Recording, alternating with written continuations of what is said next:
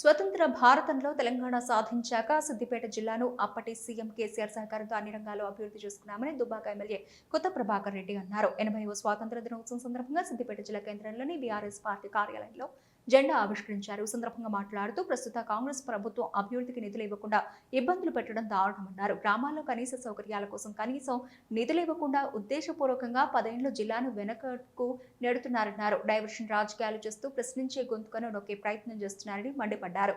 స్వతంత్ర దినోత్సవ శుభాకాంక్షలు తెలుపుకుంటూ ఈరోజు మరి స్వతంత్రం వచ్చి 80 సంవత్సరాలు అడుగుపెడుతున్న సందర్భంగా మరి మా సిద్దిపేట జిల్లా మరి మా పార్టీ కార్యకర్తలకు మా ముఖ్య నాయకులకు మరి అందరికీ పేరు పేరున కృతజ్ఞతలు, ధన్యవాదాలు, శుభాకాంక్షలు.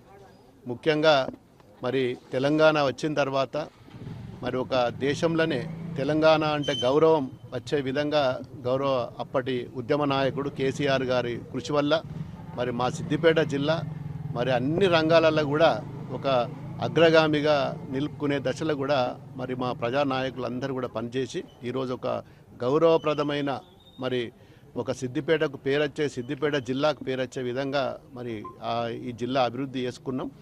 మరి ముఖ్యంగా మరి ఈ జిల్లాను కానీ తెలంగాణను కానీ పూర్తిగా మరి వెనుకకు నెట్టి మరి వ్యసనాలకు లోబడి మరి రకరకాల జిమ్మిక్కులు చేసి ఏదో డైవర్షన్ చేసి మరి ఈరోజు మంత్రులు కానీ మరి ఇప్పుడున్న ప్రభుత్వంలో ఉన్న ముఖ్య నాయకులు కానీ ముఖ్యమంత్రి కానీ పూర్తిగా మరి ఈ జిల్లాను విస్మరించి మరి ఈ ప్రాంతాన్ని విస్మరించి మరి గాలిలా కత్తి దింపినట్టుగా మరి ఈరోజు ప్రజాస్వామ్యకు విరుద్ధంగా ఈరోజు మరి నిధులే కానీ అన్ని రంగాలలో కూడా మరి వెనుకకు మళ్ళీ ఆ 10 ఏళ్ళు వెనుకకు పోయే విధంగా ఇప్పుడు ఈ ప్రభుత్వాలు మరి చేయడం నిజంగా కూడా బాధాకరం.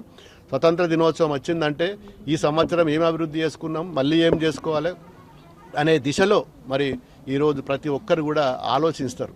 మరి ఇప్పుడు పూర్తిగా నయా పైసా కూడా ఇచ్చే పరిస్థితిలో ఈ ప్రభుత్వాలు లేవు. ఏ గ్రామం పైన మౌలిక